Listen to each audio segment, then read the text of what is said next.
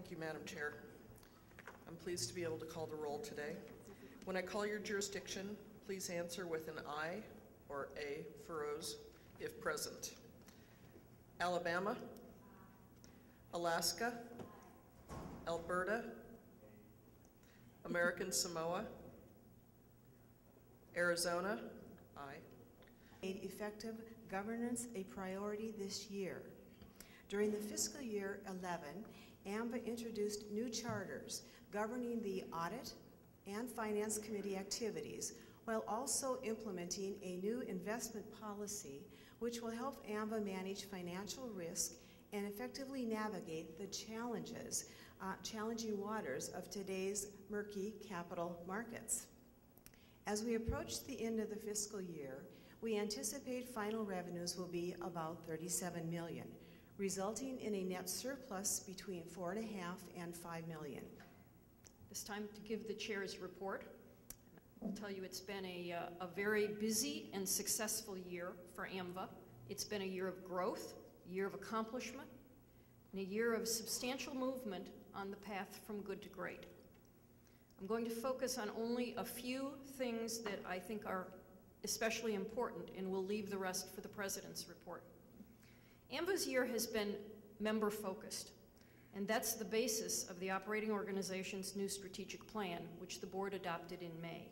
I can tell you that when we started this process, the board gave kind of a collective groan of how much time it was going to take and how painful it might be.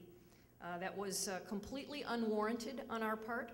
It turned out to be an enlightening, productive, and team-building process that yielded excellent member-focused results, and I'm sure that Neil will elaborate on that. AMVA's year has been relationship-focused. AMVA continues to support the networks among and between us in this room, the jurisdiction-to-jurisdiction connections, and the government-to-business connections that help all of us do our jobs better.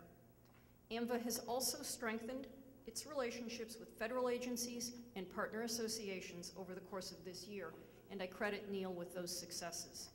We've progressed in building our relationship with Mexico, initiated by Chuck O'Donnell, my predecessor as chair, and nurtured by Mike Calvin, who is AMVA's elder statesman and senior advisor on everything important.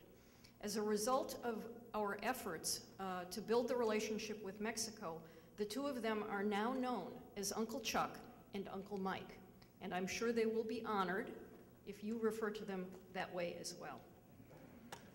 AMVA's year has been issue-focused, and increasingly, AMVA is in front of the issues, helping shape their trajectory rather than responding to the circumstances as they emerge.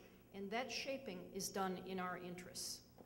This has been a year of driving towards zero deaths. We've emphasized the way in which the day-to-day activities of every motor vehicle agency in North America touches roadway safety and helps reduce death and serious injury on our highways. We've joined with the partner associations to participate in the Global Decade of Action on Road Safety, the U.S. Towards Zero Death Initiative, and have supported the Canadian Road Safety Vision and all of the cooperation with Mexico in efforts to improve cross-border safety. In January, AMVA migrated to a new SIDLIS. It was seamless. It was a huge undertaking, marked by what I think is the best sign of success. Pretty much no one noticed. It was really uneventful, and we are all working on joining that new platform. We have established a work group to identify issues for the next phases of federal medical certification requirements and to work directly with FMCSA on outcomes that will be mutually beneficial. I want to thank Tom. Thank you, Lynn, and please, when you get back to the office, thank your secretary for reminding me, I'm a Mets fan, how poor we're doing this year. Appreciate that. In Move Magazine, in the spring-summer issue, Lynn wrote in her column, Taillights, and she was talking a little bit about the conference coming up. She said, our members are at the core of a zero-death strategy from the moment a new driver walks into a motor vehicle office in search of a driver permit. At that point, you start to create a relationship with that citizen, with that driver, that lasts long as that person lives in your state. Now, we realize a lot of people are mobile, but that relationship could be 30, 40, 50, 60 years. And it's a very important relationship. And it's one that I would guess, and I think you would agree, is the relationship that is the biggest one that that person has with the state or with the jurisdiction. You do a lot of work to get there, and you have to make roads safer. Not an easy challenge. Well, this week, as Lynn said, our theme is built on that safety goal that you're all trying to achieve. And I think you'll find the conference program, and particularly the exhibit hall, a place where you can learn a lot about how to do it a little bit better. It is in technology, in things that you can use to do your job better. You will see some of our safety partners that typically don't create connections, and certainly you'll have an opportunity to network with each other, to talk about what it is you need to do today and what you need to do tomorrow. When Tom put up the sign at the end of his our priorities, and we looked at what our members wanted from us, what they told us they wanted through some fairly extensive member surveys and member feedback. And we created a new strategic plan that was built on that changed priorities, those changed sets of priorities, and also about the priorities that will change in the future that we don't know what they are. And so we have a strategic plan that's built around a couple of basic goals, one of which is to continue to provide you with the solutions you need, to in many ways give you the opportunity to learn and to implement new things, whether that is through the committee work we do, the best practices, the model laws, the reports that we do, whether it's through the conferences that we hold. Maybe it's a panel you might serve on. Maybe it's being of service on the board of directors. There are a lot of ways to get involved in AMVA. Attending one of our webinar events, we've had great attendance at some of the... Ladies and gentlemen, thank you, Lynn and Neil, for providing us with an opportunity to say a few words this morning on behalf of the Canadian Council of Motor Transport Administrators. It's a very great pleasure for me to be here as chair of the CCMTA Board of Directors.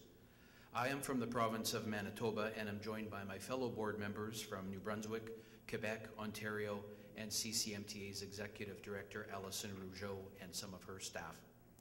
CCMTA and AMVA have a very special relationship indeed.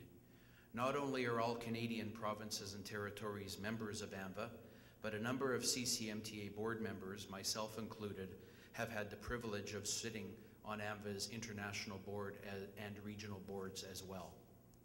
As you may be aware, the CCMTA includes representation from all provinces and territories in Canada, as well as the federal government through Transport Canada.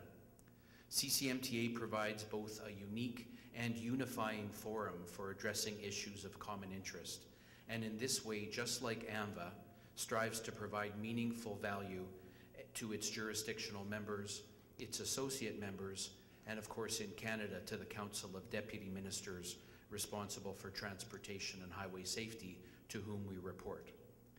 To best position the organization to maximize the value that it brings to its stakeholders, CCMTA is currently undergoing a process of business renewal through which we aim to enhance both our effectiveness and our responsiveness in addressing and promoting the harmonization of driver, vehicle, and motor carrier policies and programs.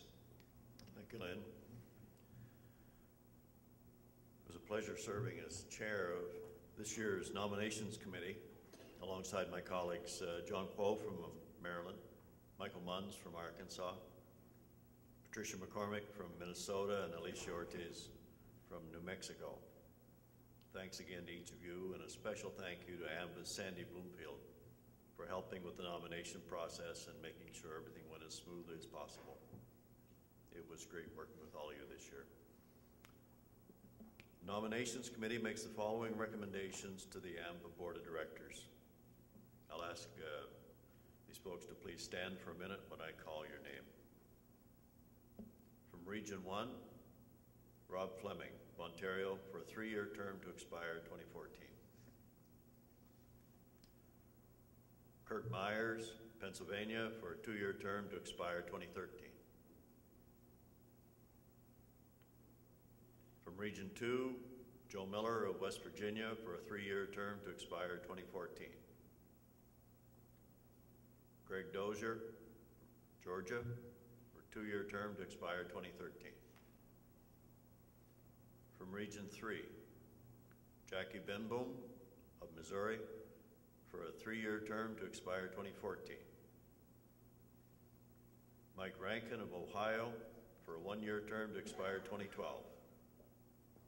From Region 3, Lynn Judd of Wisconsin for a 1-year term as immediate past chair to expire 2012.